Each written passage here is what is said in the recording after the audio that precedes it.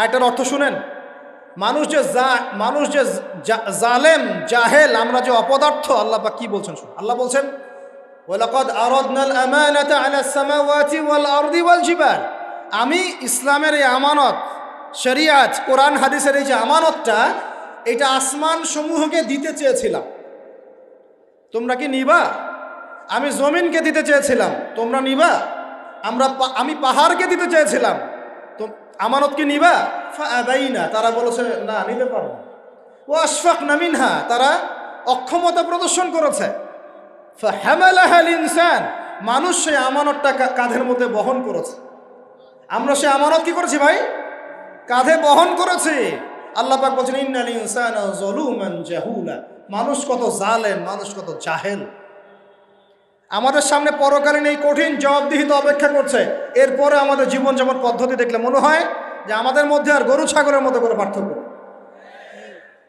কেন? গরু ছাগলের কাজ কি?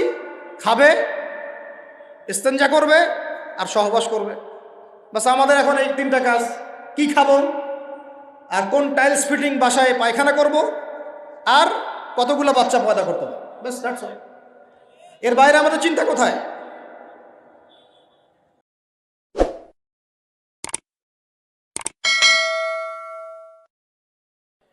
আপনারা কেমন আছেন সবাই?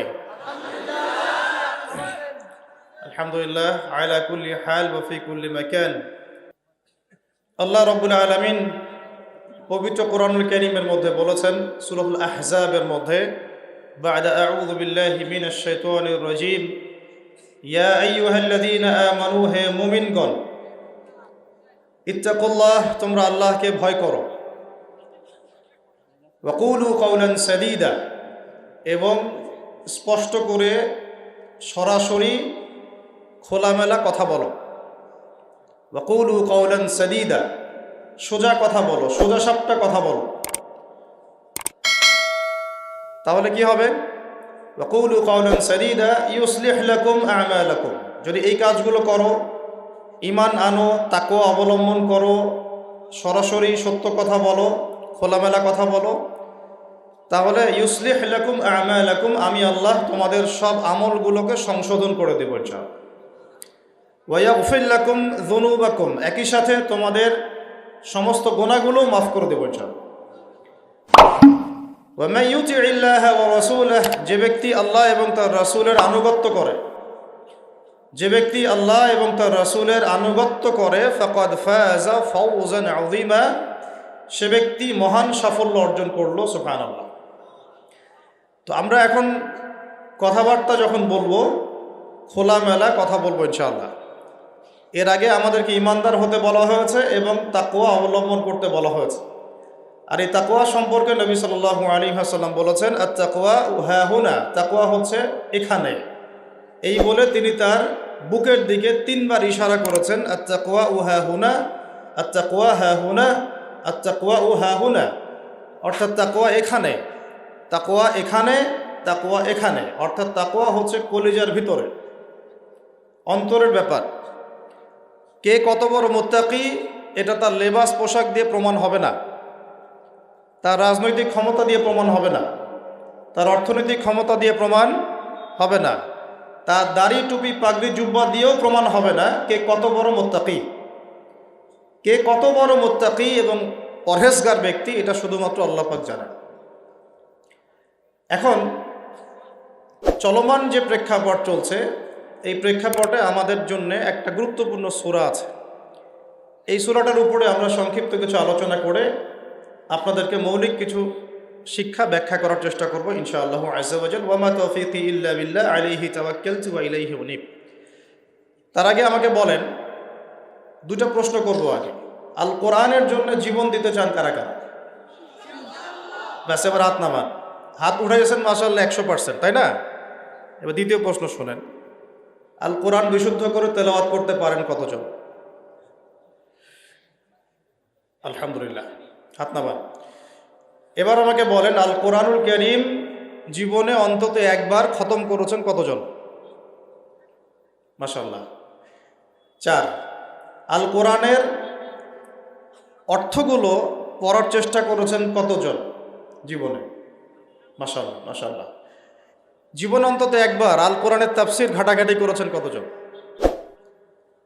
আচ্ছা, আমরা যে প্রশ্নগুলো করলাম সেখানে একটা বিষয় স্পষ্ট যে কোরআনের প্রতি আমাদের আবেগের কোনো কমতি নাই। কোরআনের প্রতি আমাদের আবেগের কোনো কমতি নাই। আমরা কোরআনের জন্য জীবন পর্যন্ত দিতে প্রস্তুত, রাজি আছি, তাই তো? কিন্তু দুঃখের বিষয় হচ্ছে আমাদের মধ্যে বেশিরভাগ মানুষই কোরআন তেলাওয়াত করতে পারে না। তো যে জাতির প্রত্যেকটা ঘরে ঘরে একজন করে হাফেজ বা একজন করে আলেম তৈরি হচ্ছে না, সেই জাতির মাধ্যমে আল্লাহর জমিনে কোরআনের বিধান বাস্তবায়ন কতটুকু হতে পারে এটা আপনারা চিন্তা করবেন। একটা নিয়াত করি আমরা আজকে যে আমাদের মধ্যে এমন কোনো ব্যক্তি যেন না থাকে যে বিশুদ্ধ করে কোরআন তেলাওয়াত করতে পারে না। আল্লাহ তাআলা কবুল করেন, আমিন। তাহলে আমরা নিয়াত করছি আগামী রমজান মাস আসার আগেই ইনশাআল্লাহ আমরা আল কোরআনের বিশুদ্ধ তেলাওয়াত শিখবো ইনশাআল্লাহ।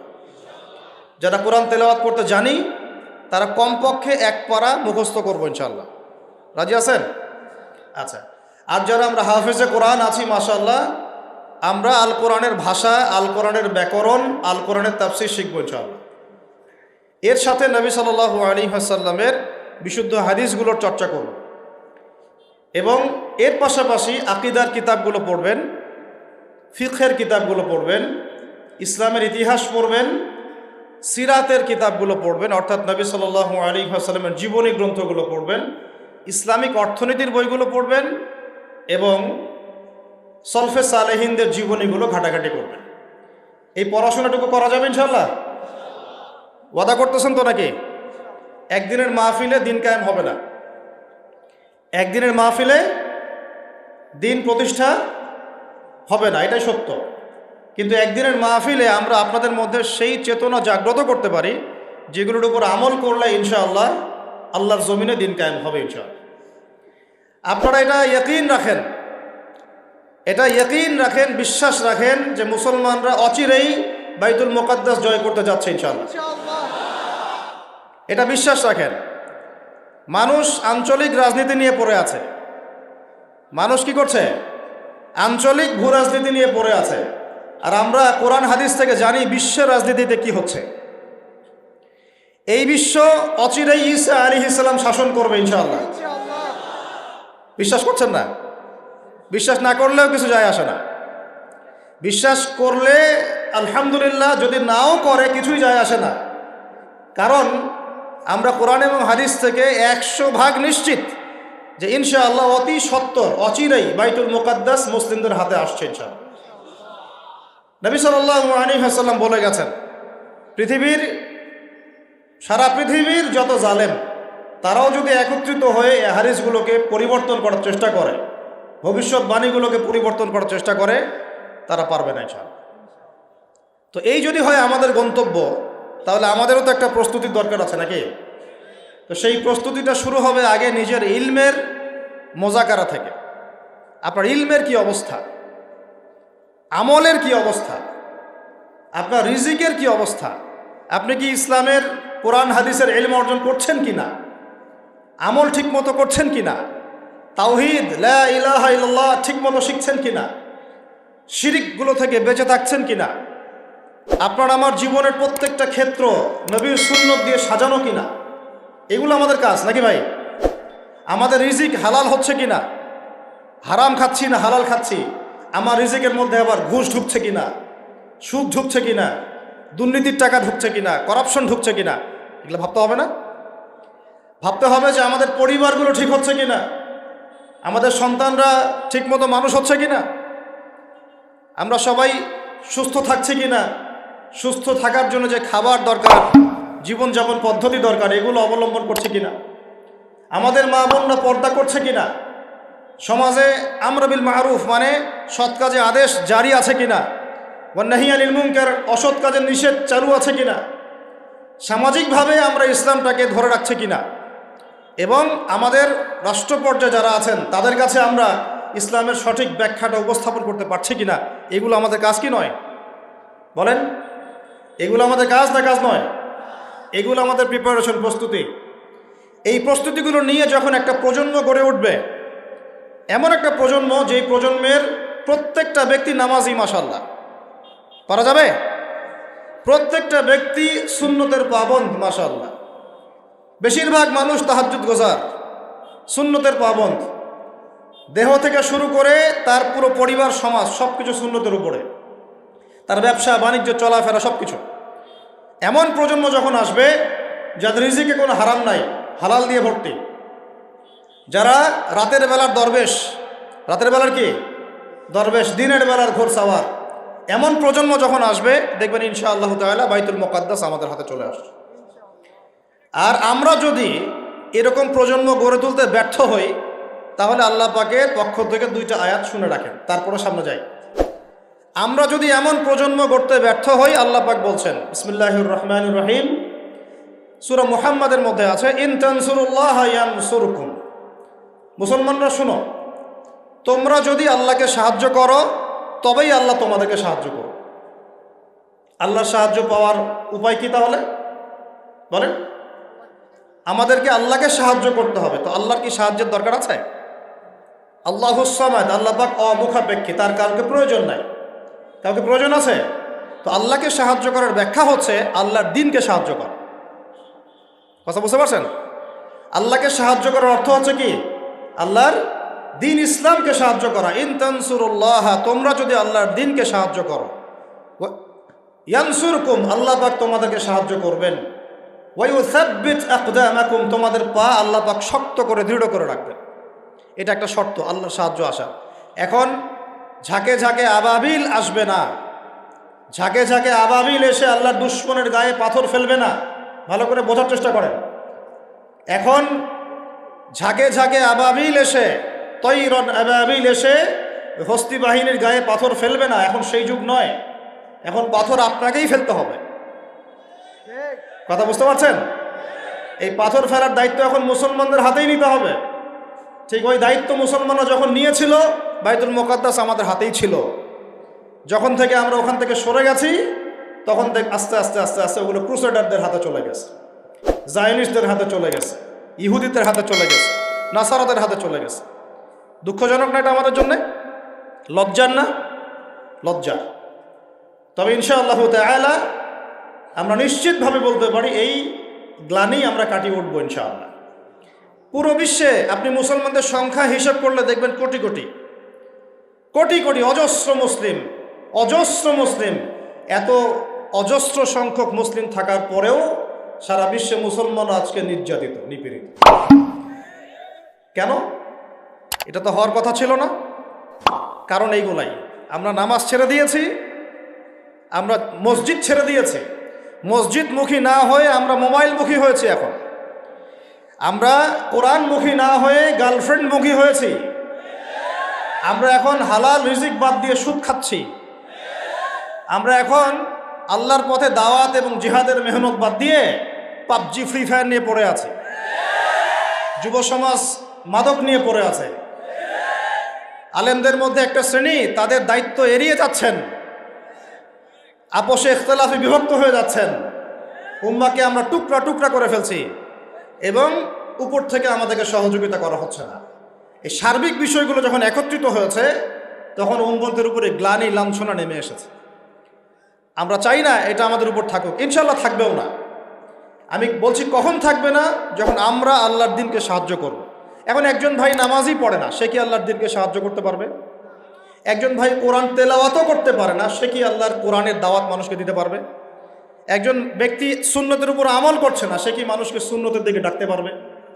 একজন ব্যক্তি হালাল খায় না, সে কি হালাল অর্থনীতি নিয়ে কথা বলতে পারবে? একজন ব্যক্তি জানেই না, বোঝেই না ইসলামিক রাজনীতি কি জিনিস, তার দ্বারা কি আপনি একটা সভ্য রাষ্ট্র পাবেন? কোশ্চিনকালেও না। যতদিন পর্যন্ত একজন ওমরের মতো শাসক না আসছে, আপনি সমাজ থেকে এই দুর্নীতি, করাপশন, অন্যায়, অবিচার রোধ করতে পারবেন না কোশ্চিনকালে। হাজার চেষ্টা করে নেন, ওমরের মতো একজন মানুষ যতক্ষণ না আসছে, সমাজের এই গ্লানি কখনো কেটে উঠবে না। ছোট থেকে ছোট, বড় থেকে বড়, প্রত্যেকটা পদে পদে আমরা অন্যায় করছি, অবিচার করছি। একদম সবজিওয়ালা থেকে শুরু করে উচ্চ পর্যায় পর্যন্ত সবাই দুই নম্বরই করার চেষ্টা করছে। উমর ইবনে খাত্তাব রাদিয়াল্লাহু আনহুর শাসন ব্যবস্থা পড়ে দেখবেন, এরপরে চিন্তা করবেন যে আমরা কোন জায়গায় আছি আর আমাদের কোন জায়গায় যাওয়া উচিত ছিল। শতাব্দীর পর শতাব্দী চলে গেল, এখন পর্যন্ত আমাদের হুঁশ ফিরছে না। আর কতগুলো মুসলমানের জীবন গেলে আমাদের হুঁশ ফিরবে? যেদিন আমার বাড়িতে বোম পড়বে ওই দিন হুঁশ ফিরবে, যেদিন আমার বাসায় এসে বোমটা পড়বে ওই দিন হুঁশ ফিরবে, চোখ খুলবে আমাদের। একটা একটা করে ওদের এজেন্ডা ওরা বাস্তবায়ন করেছে। ওদের বলতে কাদের বুঝাচ্ছি এটা আপনারা বুঝে নেবেন। সব কথা সব জায়গায় খোলামেলা বলা যাবে না, এটা আপনারাও বুঝতে পারেন। তবে একটা দিকে ইন্ডিকেট করছি আমি, সেটা হলো পশ্চিমা সভ্যতা। কোন সভ্যতা? যারা যারা সরাসরি মদদ দিয়ে এই জারজ ইসরায়েল রাষ্ট্রকে প্রতিষ্ঠা করেছে। এদের একটা এজেন্ডা, তারা পুরো বিশ্বটাকে শাসন করতে চায়, এটা ওদের এজেন্ডা। এই এজেন্ডাটাকে বাস্তবায়ন করার জন্য তারা প্রথমত মুসলমানদের মধ্যে বিভক্তি সৃষ্টি করেছে, তারপরে মুসলমানদেরকে 60-70টা রাষ্ট্রে বিভক্ত করে দিয়েছে, মুসলমানদের খেলাফত ব্যবস্থাকে ধ্বংস করে দিয়েছে, মুসলমানদের অর্থনীতির মধ্যে সুদ চালু করে দিয়েছে। এরপরে সংস্কৃতির অঙ্গনের মধ্যে শিরকের বিষবাষ্প ঢুকিয়ে দিয়েছে। এরা মুসলমানদের সাথে এমন প্রতারণা করেছে যে মুসলমানরা ওকে যদি বন্ধুরূপে গ্রহণ করে ওর আর শত্রুর প্রয়োজন নাই। ওরা আরো কি করেছে? ওরা আমাদের শিক্ষা ব্যবস্থাটাকেও ধ্বংস করার চেষ্টা করেছে এবং আস্তে আস্তে সেদিকে তারা সফলও হচ্ছে। এরপরে আমাদের হুঁশ ফিরছে না।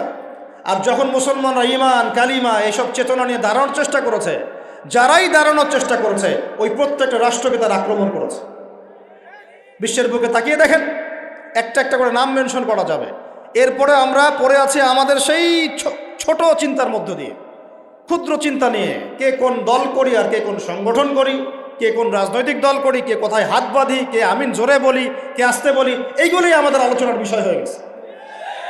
এখন পর্যন্ত বুঝতে পারলাম না যে আমরা সবাই মিলে একটা জাতি, একটা উম্মাহ। আমাদেরকে আল্লাহ দায়িত্ব দিয়েছেন, আল্লাহর জমিনে খেলাফতের দায়িত্ব। আল্লাহ পাক আদম আলাইহিস সালামকে এই জমিনে খলিফা করে পাঠিয়েছেন।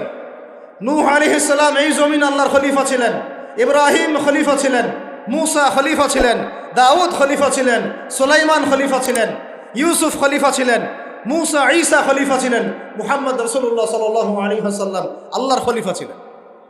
এরপরে আবু বকর সিদ্দিক, ওমর, ওসমান, আলী তারা আল্লাহর খেলাফতের দায়িত্ব পালন করেছেন। তখন মুসলমানরা বীরের মতো মাথা উঁচু করে বেঁচেছিল। একজন মুসলমানের গায়ে হাত তুলবে আর একটা মুসলমান মেয়ের ইজ্জত নষ্ট করবে, এই দুঃসাহস দেখানোর সাহস পুরো বিশ্বের কোথাও ছিল না। আর আজকে আমাদের চোখের সামনে হাজার হাজার মুসলমানকে মেরে ফেললেও একটা টু শব্দ করার কোনো সুযোগ নেই আমাদের। হাত পা বেঁধে ফেলা হয়েছে, হাত পা বেঁধে অত্যাচার করা হচ্ছে দিনের পর দিন। একদিন 200, 300, 500, 1000 ছোট ছোট বাচ্চাদেরকে বোম মেরে হত্যা করা হচ্ছে, আমরা কিছুই বলতে পারি না। যারা এগুলোর পক্ষে কথা বলে তাদেরকে সমাজে বিতর্কিত করা হচ্ছে এবং দাড়িটুপিওয়ালা কিছু মানুষ, তথাকথিত দাড়িটুপিওয়ালা কিছু মানুষ এই মানুষগুলোকে বিতর্কিত করার দায়িত্ব নিয়েছে। আমাদের গোপন কোনো এজেন্ডা নাই, আমাদের এজেন্ডা একদম স্পষ্ট, সেটা হলো বাইতুল মুকাদ্দাস আমরা জয় করবো ইনশাআল্লাহ। এবং আমাদের কারোর সাথে কোনো শত্রুতা নাই।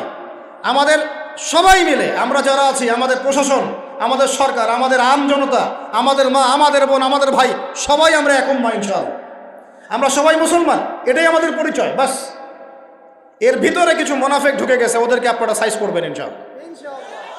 আগে ইলম অর্জন করেন, বিশ্বের প্রেক্ষাপট বোঝার চেষ্টা করেন।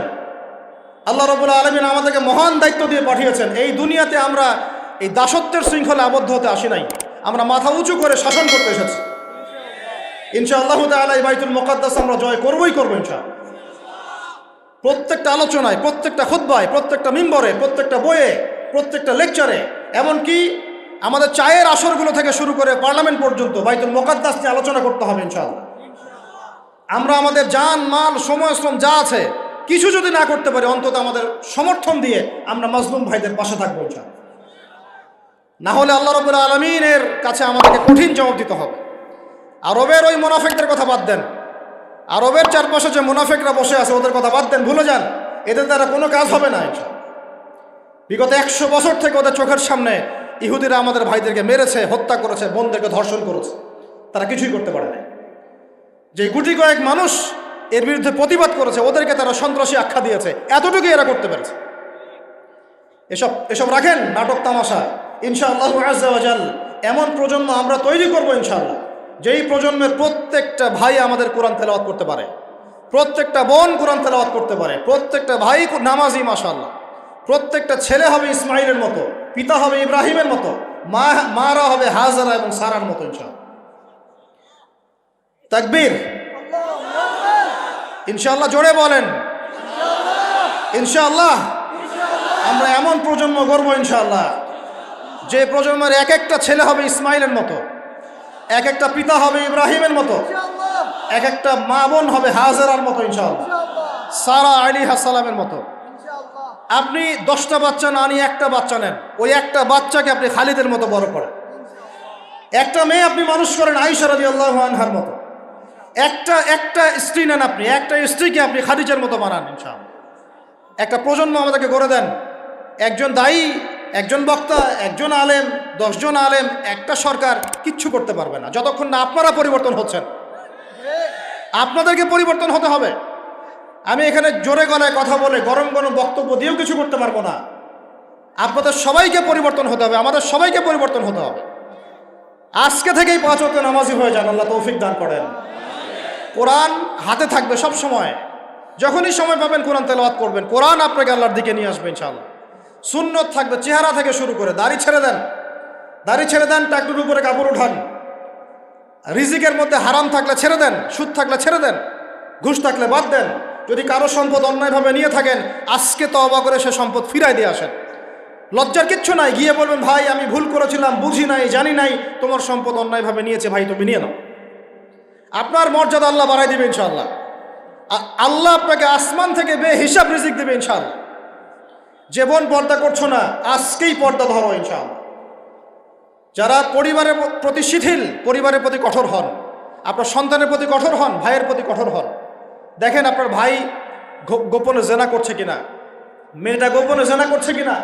এই ফ্রি মিক্সিং ত্যাগ করেন, ফ্রি মিক্সিং এর সংস্কৃতি ত্যাগ করেন, মোবাইলের সেলফির সংস্কৃতি ত্যাগ করেন, শোডাউন আইওয়াশ এগুলো বন্ধ করেন, কিছু করার চেষ্টা করেন আল্লাহর জন্য। আল্লাহ পাক সবাইকে তৌফিক দান করেন। যারা আমরা মাদ্রাসায় পড়ি, আমরা যারা মাদ্রাসায় টুকটাক যাওয়া আসা করি, আমাদের জীবনের উদ্দেশ্য যেন এমন না হয় যে একটা ইমামতি হলেই বাস কাম খালাস। না, একটা ইমামতির জন্য আল্লাহ আপনাকে সৃষ্টি করেন নাই। একটা বই লিখেছি বাস অনেক কিছু হয়ে গেছে, একটা মাদ্রাসা প্রতিষ্ঠা করেছি বাস অনেক কিছু করে ফেলেছি, এমনভাবে কখনো চিন্তা করবেন না। স্বপ্ন বড় করেন, লম্বা স্বপ্ন দেখেন, দীর্ঘ স্বপ্ন দেখেন, বাইতুল মুকাদ্দাস পর্যন্ত স্বপ্ন নিয়ে যান, আল্লাহ তৌফিক দান করেন। আর আমরা কোনো বিচ্ছিন্ন জনগোষ্ঠী না, আমরা একা একা কখনো আইন হাতে তুলে নিব না, ঠিক আছে? আমরা একটা পুরো জাতি করবো ইনশাআল্লাহ, ওই জাতিগতভাবে আমরা এগিয়ে যাবো ইনশাআল্লাহ। আল্লাহ পাক আমাদের প্রশাসনকে হেদায়েত দেন, সরকারকে হেদায়েত দেন, আম জনগণকে হেদায়েত দেন, মা বোনদেরকে হেদায়েত দেন, যুবক ভাইদেরকে হেদায়েত দেন। আর আমাদের এক একটা বাচ্চাকে আমরা আবু উবাইদার মতো বড় করবো ইনশাআল্লাহ, ইনশাআল্লাহ আযজা ওয়া জাল। আল্লাহ রাব্বুল আলামিন আমাদেরকে বলছেন ওয়াল আসর, হে মুমিনরা সময়ের কসম করে বলছি, আমি আল্লাহ সময়ের কসম করে বলছি। সময়ের কসম কি বুঝি ভাই? সময় আমাদের জীবনের সবচেয়ে ইম্পর্টেন্ট জিনিস। আল্লাহ পাক অহেতুক কোনো বিষয় শপথ করবেন না তো। আল্লাহ পাক যখন কোনো কিছুর কসম করেন, সবচেয়ে শ্রেষ্ঠ বিষয়ের কসম করেন। তাহলে আমাদের জীবনের সবচেয়ে শ্রেষ্ঠ বিষয় কি? আরো জোরে বলেন। এই সময়টা আপনি একটু ঠান্ডা মাথায় বাসায় গিয়ে চিন্তা করেন। আজকে আদনান ভাই ওয়াজ করে গেছে, আমি একটু চিন্তা করি, আপনার আমার হায়াত সর্বোচ্চ হয়তো 60-70 বছর, আরো হয়তো আল্লাহ বাড়াই দিলে 100 বছর, এর বেশি গড়াইও আমাদের নাই, আছে? এখন আপনার বয়স কত? কারো 20, 25, 30, 40, 50, ঠিক না ভাই? ঠিক। এখন আপনি বাসায় গিয়ে চিন্তা করে দেখেন, যদি আমাদের হায়াত হয় 60 বছর, আল্লাহ আমাদেরকে যেন দীর্ঘ নেক হায়াত দারাজ করে না, আমিন।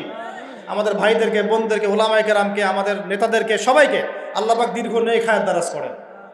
এখন কথা হচ্ছে, যদি ধরে নেই যে আমাদের হায়াত 60 বছর, আপনার আমার বয়স থেকে কিন্তু 30, 40, 50 বছর অলরেডি চলে গেছে।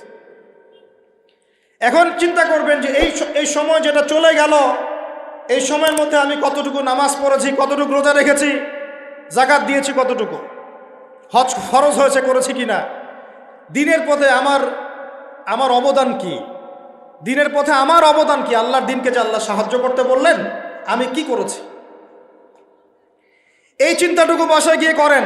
এর সাথে এই চিন্তাটাও করেন যে এই 30, 40, 50 বছরে আমরা গুনাহ করলাম কতগুলা, কতদিন নামাজ পড়ি নাই, কতদিন রোজা রাখি নাই, কতদিন সুদ খাইলাম, কতগুলো মেয়ের সাথে আমার সম্পর্ক ভাই, কতগুলো ছেলের সাথে আমি টাঙ্কিবাজি করি, দেবর ভাবি, এখন দেবর ভাবি, তারপর শালিদুল্লাহ ভাই, পরকিয়া পরকিয়া কত কি চলতেছে। এখন মানুষ লিঙ্গ পর্যন্ত পরিবর্তন করে, নাউজুবিল্লাহ। জেনা, সুদ আর ঘুষ আর ব্যভিচার আর অশ্লীলতার সয়লাভ চলতেছে আমাদের শহরগুলোতে।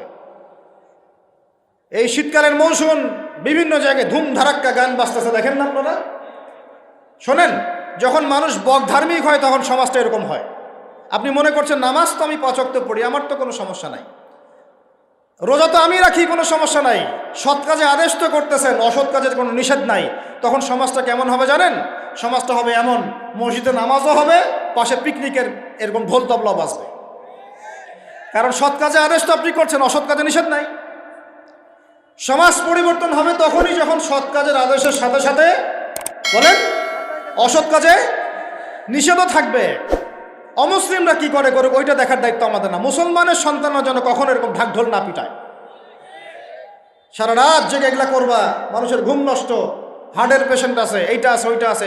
সামাজিক প্রতিবাদ করবেন, একদম সামাজিকভাবে প্রতিবাদ করবেন। এগুলো বন্ধ না করতে পারলে আমাদের সমাজের নূর নষ্ট হয়ে যাবে। এখন যে কথাটাই আসেন, এই 60-70 বছরে কত পাপ করেছে হিসাব নাই। এই পাপগুলো লিস্ট করেন, দেখেন চোখ দিয়ে পানি ঝরতে থাকবে। আমার কথায় নারাজ হচ্ছেন? এই পাপগুলো লিস্ট করেন, চোখ দিয়ে পানি ঝরবে, আল্লাহ আমাদেরকে মাফ করে দেন। সবাই বলি আমিন। কত কবিরা গুনাহ হয়েছে, কত সগীরা। তবে সন্তুষ্টির কথা এটাই, যদি এটা উপলব্ধি হয় যে না ভুল হয়ে গেছে, আপনি ওযু করে আসেন, 2 রাকাত নামাজ পড়েন, আল্লাহর কাছে ইস্তেগফার করেন, বলেন আস্তাগফিরুল্লাহ আল্লাযী লা ইলাহা ইল্লা হুয়াল হাইয়ুল কাইয়্যুম ওয়া আতুবু ইলাইহি। আল্লাহ পাক এক মুহূর্তে আপনার সব পাপ তো মাফ করে দিবেনই, সব গুনাহকে নেকি দিয়ে পরিবর্তন করে দিবেন ইনশাআল্লাহ। এই বসো তোমরা, সেলফি বন্ধ করো। এই ছেলে বসেন। কথা একটা বলে বক্তব্য শুরু করলাম, আবার ফোন বের করছেন আপনারা। ফোনগুলো পকেটে রাখেন সবাই।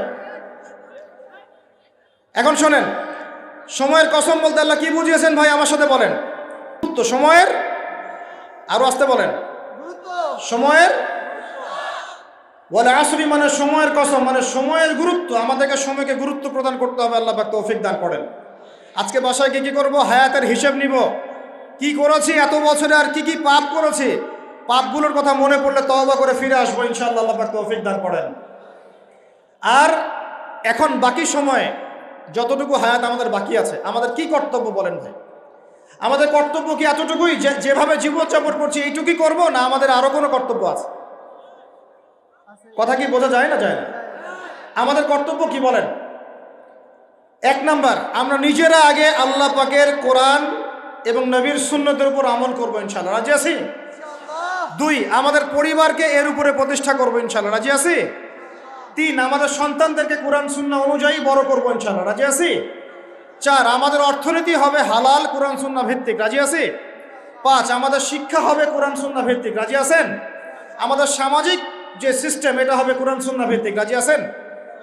এর উপরে আমি গেলাম না। সমাজ পরিবর্তন হলে উপরটা এমনি পরিবর্তন হয়ে যাবে ইনশাআল্লাহ, অটোমেটিক্যালি। ওয়াল আসরি, সময়ের কসম। আরেকটা বিষয়, সময়ের কসম বলতে আল্লাহ পাক এটাও বুঝিয়েছেন, একটু অতীতের দিকে তাকায় দেখেন। কোন দিকে? অতীতের দিকে, পাস্টের দিকে তাকান, অতীতের দিকে তাকান। যুগ যুগ ধরে একটা সুন্নতের দিকে আপনি তাকান, যে পৃথিবীর শুরু থেকে কিয়ামত পর্যন্ত আল্লাহ পাকের একটা সুন্নত আছে। আল্লাহর সুন্নত কি? আল্লাহর সুন্নত এটা, প্রত্যেক যুগে যুগে যে বা যারাই আল্লাহর বিধান মেনে চলেছে, আল্লাহ পাক তাদেরকে দুনিয়াতেও সমৃদ্ধি দিয়েছেন, পরকালে জান্নাত দিয়েছেন। সুবহানাল্লাহ। আর দুনিয়াতে প্রত্যেক যুগে যুগে যে বা যারাই আল্লাহর বিধান মানে নাই, রাসূলের বিধান মানে নাই, আল্লাহ দুনিয়াতে লাঞ্ছিত করেছেন, পরকালে জাহান্নাম দিয়েছেন। বলেন নাউজুবিল্লাহ। আমার কথা বুঝতে পারলেন ভাই? আরো একবার রিপিট করছি, আল্লাহর সুন্নত কি? আল্লাহর সুন্নত হচ্ছে প্রত্যেক যুগে যুগে যে বা যারাই আল্লাহ এবং তার রাসূলের বিধান মেনে চলেছে, আল্লাহ দুনিয়াতেও সুখী করেছেন, পরকালেও জান্নাত দিয়েছে। প্রত্যেক যুগে যুগে যে বা যারাই দুনিয়াতে আল্লাহ এবং তার রাসূলের বিধান মেনে চলে নাই, দুনিয়াতেও লাঞ্ছনা, পরকালেও বলেন লাঞ্ছনা। এখন একটা এক্সাম্পল দেই, নূহ আলাইহিস সালামের যুগ দেখেন, যারা আল্লাহর বিধান মেনেছে আল্লাহ নাজাত দিয়েছেন, মানে নাই ডুবিয়ে মেরেছেন, ঠিক আছে কথা। মূসার যুগ দেখেন আলাইহিস সালাম, আল্লাহর বিধান মেনেছে, বনু ইসরাইলকে নাজাত দিয়েছেন, মানে নাই ফেরাউনকে ডুবায় মেরেছেন। দেখেন আপনি শুআয়বের কওমকে দেখেন, শুআয়ব আলাইহিস সালামের কওম, কওমে মাদিয়ান, আল্লাহর বিধান মেনেছে যারা আল্লাহ পাক নাজাত দিয়েছেন, মানে নাই ভূমিকম্প দিয়ে ধ্বংস করেছে। কওমে লূত, কিছু মানুষ বিধান মেনেছে আল্লাহ নাজাত দিয়েছেন, মানে নাই আল্লাহ রব্বুল আলামিন লূত আলাইহিস সালামের কওমকে একদম আসমানে উঠিয়ে পাথর নিক্ষেপ করে থেতলা করে আবার উল্টা দিকে দাফন করে দিয়েছেন। নাউজুবিল্লাহ। এদের পাপ ছিল, ওটা সমকামী ছিল, সমকামী, যে সমকামিতা এখন ছড়িয়ে পড়ছে আপনাদের মধ্যে। নাউজুবিল্লাহ। আল্লাহ পাক আমাদেরকে হেফাজত করেন। একইভাবে নবী সাল্লাল্লাহু আলাইহি ওয়াসাল্লামের যুগ তাকান, এই যে আবু জেহেল, আবু লাহাব, উতবা, শাইবা, রাবিআ, এরা আল্লাহর বিধান মানে নাই, আল্লাহ ধ্বংস করেছেন। আবু বকর, ওমর, ওসমান, আলী রাদিয়াল্লাহু আনহু আজমাইন, তারা মেনেছেন, আল্লাহ দুনিয়াতে সমৃদ্ধি দিয়েছেন, পরকালে জান্নাত। বুঝাতে পারলাম কি ভাই? বলে আসরি মানে কি বুঝাতে পারলাম? আল্লাহ পাক এই সময়ের কসম করে বলছেন, হে মানুষ শোনো, ইন্নাল ইনসানা লাফি খুসর, সমস্ত মানুষই ক্ষতির মধ্যে আছে। বলেন নাউজুবিল্লাহ। এখানে আল্লাহ পাক একদম আমভাবে সবাইকে বলছেন, সবাই ক্ষতির মধ্যে আছে। মানুষের ক্ষতি কয় প্রকার? আমার সাথে বলেন, মানুষের ক্ষতি দুই প্রকার। কয় প্রকার? মানুষের ক্ষতি কয় প্রকার? এক, ইহকালীন ক্ষতি, দুই, পরকালীন ক্ষতি। এক, ইহকালীন ক্ষতি, দুই, পরকালীন ক্ষতি। ইহকালীন ক্ষতি কি? ইহকালীন ক্ষতি হচ্ছে সূরাতুল রুমের এই আয়াতটা। আল্লাহ পাক বলছেন, বা'দা আউযু বিল্লাহি মিনাশ শাইতানির রাজীম, যাহারাল ফাসাদু ফিল বাররি ওয়াল বাহরি বিমা কাসাবাত আইদিন নাস। আল্লাহ পাক বলছেন, জলে মানে পানিতে, এবং স্থলে মানে এই যে জমিনে, জলে এবং স্থলে যত বিপর্যয়, অরাজকতা, এই যে আপনারা দেখছেন ফাসাদ, ফিতনা যে ছড়িয়ে পড়ছে, এগুলো মানুষের হাতের কামাই, মানুষের হাতের কামাই। বনভূমি উজাড় করেছে কে? জিন না মানুষ? বলেন। এই পরিবেশ নষ্ট করেছে কে? জিন না মানুষ? বলেন। খাবারে ভেজাল দিয়েছে কে? জিন না মানুষ? অর্থনীতির মধ্যে সুদকে ঢুকিয়েছে, জিন না মানুষ? এই বেপরদামি, জেনা, মাদক কে ছড়িয়েছে? জিন না মানুষ? নামাজ কালাম ছেড়ে দিয়ে পাবজি, ফ্রি ফায়ার নিয়ে কে পড়ে আছে? জিন না মানুষ? বলেন, জিন না মানুষ? আল্লাহর বিধান বাদ দিয়ে শয়তানের বিধান চালু করেছে কে? জিন না মানুষ? যাহারাল ফাসাদু ফিল বাররি ওয়াল বাহরি বিমা কাসাবাত আইদিন নাস। জলে স্থলে যত বিপর্যয়, অরাজকতা, সমস্যা, এগুলো মানুষের হাতের কামাই। বলি নাউজুবিল্লাহ। আমরা যা করব তাই পাবো। আমরা যা করব তাই, মাদক খাচ্ছেন আপনি, আপনাকে ফল ভোগ করতে হবে। সুদ খাচ্ছেন আপনি, আপনাকেই ফল ভোগ করতে হবে। এই বেহায়ের মতো মেয়েরা চলছে, ওকেই দেখবেন ফল ভোগ করতে হবে। মেয়ের সাথে হারাম সম্পর্ক করছেন, আপনাকে ফল ভোগ করতে হবে। যে যে পাপ করবে তাকে তার ফল ভোগ করতেই হবে। আল্লাহ পাক আমাদেরকে হেফাজত করেন, মাফ করেন। আমি তাহলে মানুষের একটা ক্ষতি পেলাম, ইহকালীন ক্ষতি। কি ক্ষতি ভাই? আর দুই নাম্বার হচ্ছে পরকালীন ক্ষতি। পরকালীন ক্ষতি কেমন? এবার বোঝেন। এই যে আমরা নিশ্চিন্তে ঘুমাই, সারা জীবন 30, 40, 50 বছর নিশ্চিন্তে কাটাচ্ছি, কোনো ফিকির নাই, নিজের পরিবারের, সমাজের, রাষ্ট্রের, উম্মার কোনো ফিকির নাই, অথচ এই মানুষের সামনে অপেক্ষা করছে মৃত্যু। জি, আজকে থেকে 100 বছর পরে আমাদের মধ্যে কেউ থাকবে না পৃথিবীতে, এটাই সত্য। তারপরে আছে কবরের সওয়াল জবাব, তারপরে মিজান, এই ফুলসিরাত, পুনরুত্থান, জান্নাত, জাহান্নাম, এগুলো আমাদের সামনে অপেক্ষা করছে। আর সেই মানুষ নিশ্চিন্তে বসে বসে মেয়ের সাথে টাঙ্কি মারে। সেই মানুষ বাইক নিয়ে একটা মেয়েকে নিয়ে ঘুরছে। সেই মেয়ে একটা ছেলের সাথে চটপটি ফুচকা খায়। সেই লোক আল্লাহর বিধানকে সরাই দিয়ে শয়তানের বিধান চালু করা শুরু করল। সেই ব্যক্তি সুদ খাচ্ছে। সেই ব্যক্তি ট্রান্সজেন্ডার এই মতামত প্রমোট করতেছে। হ্যাঁ, সেই ব্যক্তি শিক্ষার মধ্যে ইসলাম বিদ্বেষী বিষয় ঢুকাই দিল। অথচ এই মানুষের সামনে পরকাল অপেক্ষা করছে। একদম টেনে হিস্ট্রি আল্লাহ পাক সামনে নিয়ে দাঁড় করাবেন, দাঁড় করে জিজ্ঞাসা করবেন। তাহলে আমরা কত অপদার্থ, কত বোকা, আমরা কি বুঝতে পারছি ভাই? একটু বুঝতে পারছেন কি? আল্লাহ পাক সূরা আহজাবে এটাও কিন্তু বলেছেন যে ইন্নাল ইনসানা যালুমান জাহুলা। এর আগে আল্লাহ বলছেন ওয়ালাকাদ আরাদনা, আয়াতটা কি ভাই?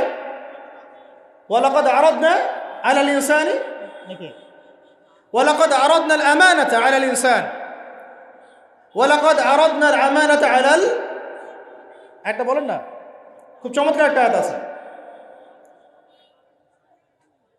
হাফেজ কে আছেন এখানে? কেউ হাফেজ নাই? ওয়ালাকাদ আরাদনা আল আমানাতা আলাস সামাওয়াতি ওয়াল আরদি ওয়াল জিবাল, এই হচ্ছে, তাই না? ঠিক আছে না? হ্যাঁ, ওয়ালাকাদ আরাদনা আল আমানাতা আলাস সামাওয়াতি ওয়াল আরদি ওয়াল জিবাল ফাআবাইনা আন ইয়াহমিলনাহা ওয়া আশফাকনা মিনহা ফাহামালাহা আল ইনসান। সুবহানাল্লাহ, শুকরিয়া, আল্লাহ পাক মনে করায় দিয়েছে। আরেকটা যদি না বলতে পারতাম মনের মধ্যে একটা অতৃপ্তি থেকে যাইত।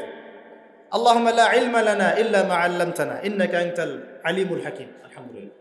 আরেকটার অর্থ শুনেন, মানুষ যে জালেম জাহেল, আমরা যে অপদার্থ, আল্লাহ পাক কি বলছেন শুনুন। আল্লাহ বলছেন ওয়ালাকাদ আরাদনাল আমানাতা আলাস সামাওয়াতি ওয়াল আরদি ওয়াল জিবাল, আমি ইসলামের এই আমানত, শরিয়াত, কোরআন হাদিসের এই যে আমানতটা, এটা আসমান সমূহকে দিতে চেয়েছিলাম, তোমরা কি নিবা? আমি জমিনকে দিতে চেয়েছিলাম, তোমরা নিবা? আমি পাহাড়কে দিতে চেয়েছিলাম, তো আমানত কি নিবা? ফাআবাইনা, তারা বলেছে না, নিতে পারবো না। ওয়া আশফাকনা মিনহা, তারা অক্ষমতা প্রদর্শন করেছে। ফাহামালাহা আল ইনসান, মানুষ সেই আমানতটা কাঁধের মধ্যে বহন করেছে। আমরা সেই আমানত কি করেছি ভাই? কাঁধে বহন করেছি। আল্লাহ পাক বলছেন ইন্নাল ইনসানা যালুমান জাহুলা, মানুষ কত জালেম, মানুষ কত জাহেল। আমাদের সামনে পরকালীন এই কঠিন জবাবদিহিতা অপেক্ষা করছে। এরপরে আমাদের জীবনযাপন পদ্ধতি দেখলে মনে হয় যে আমাদের মধ্যে আর গরু ছাগলের মতো করে পার্থক্য। কেন? গরু ছাগলের কাজ কি? খাবে, ইস্তেঞ্জা করবে আর সহবাস করবে, বাস। আমাদের এখন এই তিনটা কাজ, কি খাবো, আর কোন টাইলস ফিটিং বাসায় পায়খানা করব, আর কতগুলো বাচ্চা পয়দা করতে হবে, ব্যাস, দ্যাটস অল। এর বাইরে আমাদের চিন্তা কোথায়?